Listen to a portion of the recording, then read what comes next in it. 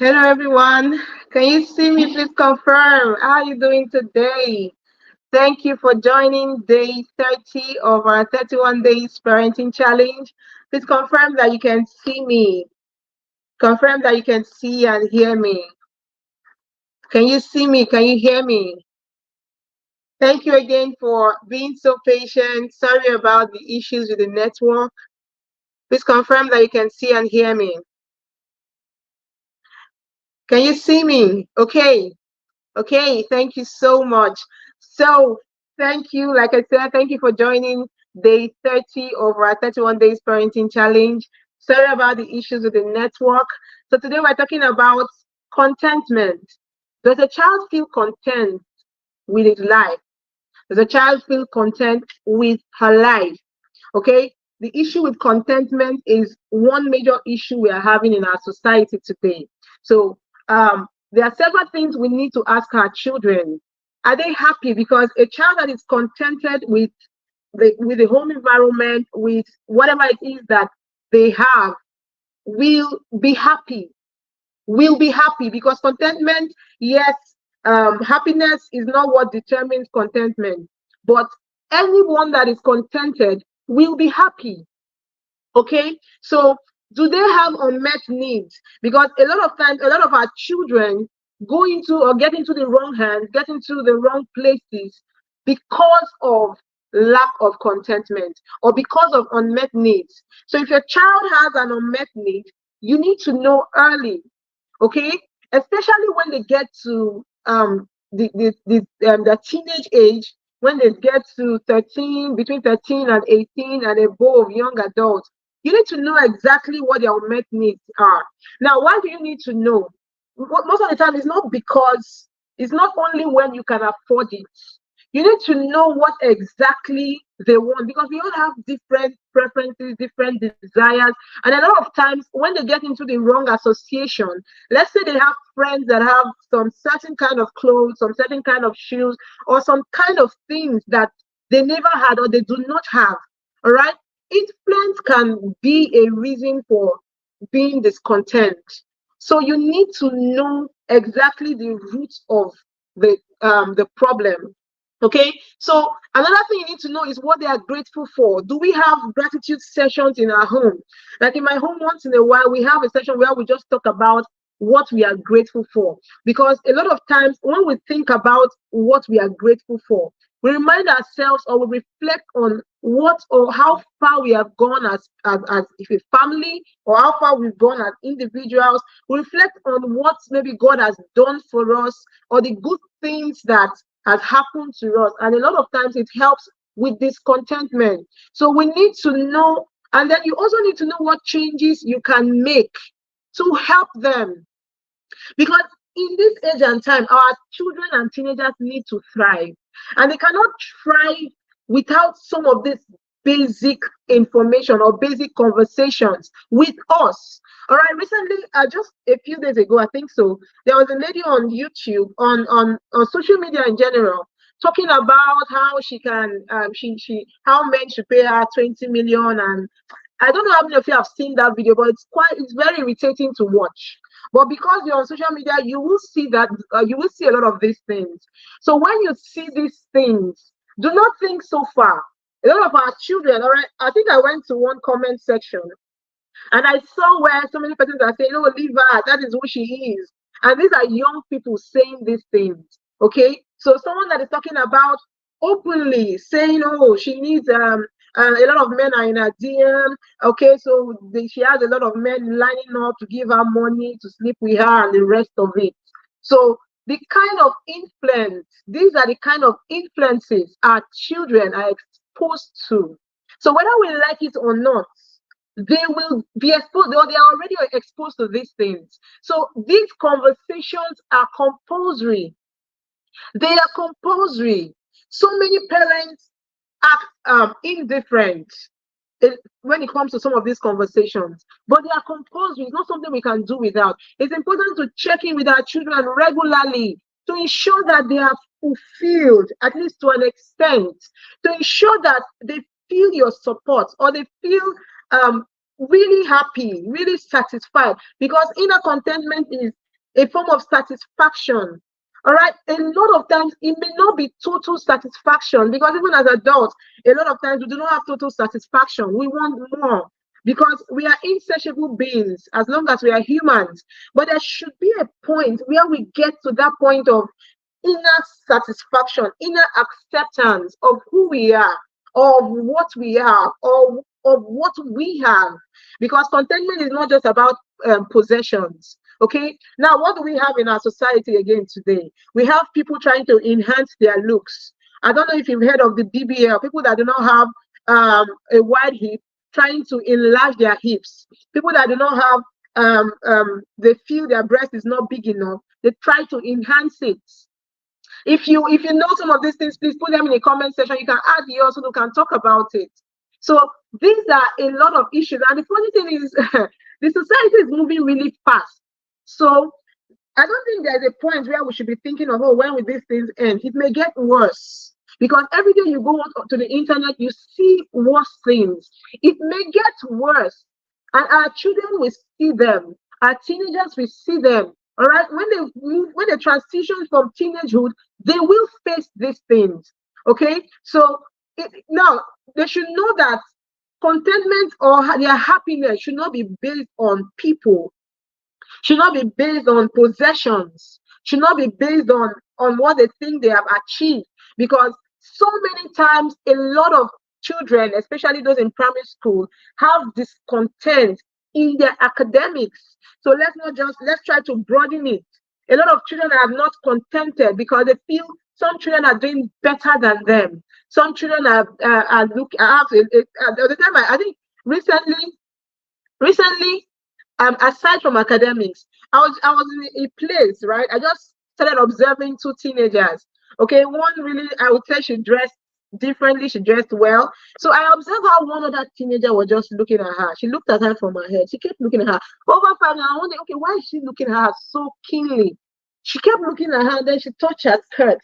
You can see that so many times our teenagers are exposed to friends that may have things more than they do, even our children. Friends that will be more, maybe smarter, or will be doing better academically more than they do.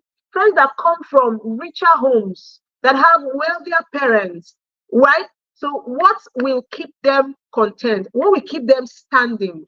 It is our conversation with them. Because if as a parent you may not be able to afford some things, you should explain to them, you should talk to them. It's not the one that they will come. What we do as parents a lot of times, right? We want the best for our children, so we work hard. Everything we do, or most of the things we do, is for them, to make sure that they have the best life. So I know that feeling when a child comes and keeps pestering you, I want this, I want this particular thing.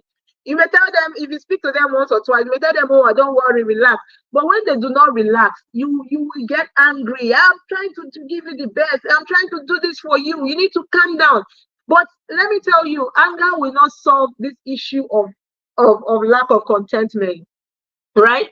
Anger will not solve it. You have to tackle it from its roots. What are the sources? Because as long as they are teenagers, they are at that sensitive stage of their life, right? Where they are developing puberty changes. In fact, even little children have this issue. So let alone teenagers. Little children have this issue. They look at others and say, oh, but this person, I know I've heard my son several times say, oh, some of my friends are traveling to the UK, some are traveling. And one day, I think one day we asked him, okay, what do you want for your birthday? And he said, I'd like to go to London.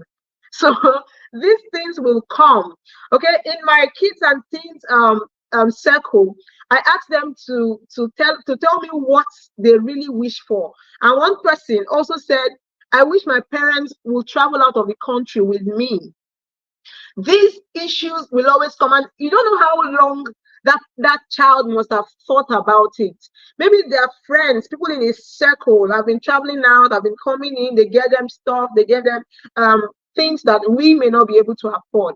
These issues will come up, and the stage is where they are sensitive, especially from 8 years, where they begin to experience puberty. They begin to have things that affect their hormones that affect their self-image. They begin to become more sensitive or more conscious of their looks. So it will definitely come up. So they need to know that lack of contentment, it has nothing to do with our circumstances or what we have. It has a lot to do with what we believe in us. It comes from within. So what does a child know? What does a child believe about himself or herself? I don't know if you were here yesterday. Okay, you need to go back to watch that video. We talked about what is most important to them. And yesterday we said the things that are more important are actually not things, may not actually be things. Okay? Does your child know that? Do they know what is important to them? Because as the developmental changes come, they have issues with their identity, figuring out. That's the stage where they're trying to figure out who they are. I can see your comment. Thank you so much. That's the stage where they're trying to figure out who they are. So if they are not able to, if they go through that phase with so much difficulty, it will lead to feelings of dissatisfaction. It will. Peer influence will become really impactful because at that point they really want to get the opinions of their friend. They want to get accepted. They do not want the issue of exclusion, where a certain group will exclude the other group because they look different or they look better or they dress better or they are smarter. These are the things that happen in our schools. So have you actually tried to ask your child if they feel excluded? Because a lot of times this lack of contentment might manifest itself, or the signs might show in their isolation, in their withdrawal, in their lack of self-esteem or lack of confidence. So you need to know these things, because this is the point where they'll begin to compare themselves with the characters they watch on TV, right? Compare themselves with celebrities and the rest of that. This is the point where they will see people having right now. Social media is an eyesore because almost everyone you see, and let me say 1 out of 10 ladies you see have done the BBL thing, right? So you're seeing the big shapes and everything, you're seeing the big bust and everything. They will see these things and they will compare themselves with it. So at what point now will they get, or what is that thing that will hold them back from actually going to do it? It is contentment.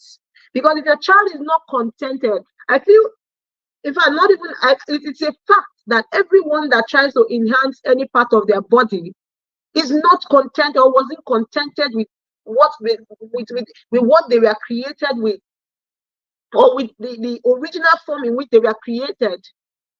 Okay, so in fact, one was even boasting and saying that people need to go back and see how she looked, that they will even thank God for her life, for how she was able to enhance herself.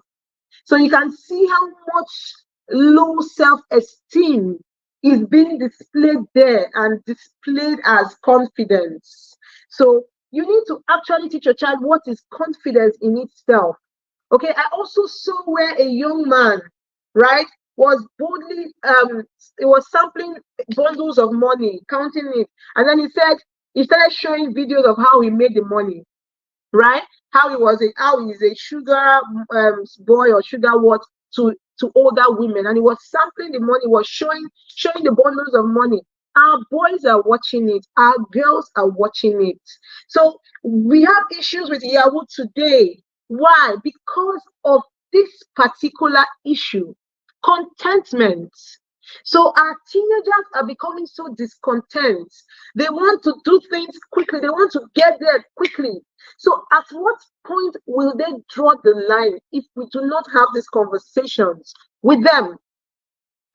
At what point will they draw the line? In fact, do you know the extent they have gone? That is why I asked the question, what changes can you make as a parent to help them thrive? Because in this time and age, if you do not ask these questions, they will find a way to thrive without you. They will find a way to thrive on their own. Okay? So what are you doing? How are you helping them thrive? How are you helping them thrive? You need to teach your children coping mechanism. You need to teach your children coping mechanism. Coping mechanism, gratitude, how to be grateful for what they have. It's not by shouting. Because what we do as parents is shout, be grateful, be contented with what you have, be grateful. God has been doing it. That is not it. Give them reasons, give them facts. Tell them why exactly. Have conversations, open-ended conversations. In fact, so many times when you have open-ended conversations, you will discover so many things that you never imagined your child was going through, or you never imagined your child has been thinking about so deeply. So these things, Yahoo Boy did not just come out of the blue. They didn't. They didn't just come out of the blue. It started from somewhere. They nurtured it. They nursed that discontent for a very long time. Okay, and at some point, it had to manifest. So if your teenager is already nursing some things, some of our teenagers are already stealing in schools because of discontent. Okay, so what is the guarantee? Right now, they want to. I think I witnessed a scene where a mom was trying to confront her daughter, her teenage daughter. Okay, so she happened to attend a program, and she said when she left home, her skirt was really, really long, right, and it's below her knee. But she came and she saw her looking so different. She raised, this very flexible tight skirt. She had to raise it up to the point that it became really short. So if you do not have some kind of conversations with them, they will hide it from you. But at some point in their life, maybe while they're still under your roof, they'll do it in secret, or they leave your home, they do it in openly out there and come pretend to you at home, or they just tell themselves they will do it openly, whether you like it or not, and then resentment begins, and then issues with strife in the home begins. We do not want to get to that point. Okay, we do not want to get to that point. So is a child having academic pressure, peer pressure? Now, another thing we need to know is our family dynamics. If your family is not supportive, your children will have issues with discontent. If your family is not stable, you have issues with marital issues where you strive as a couple.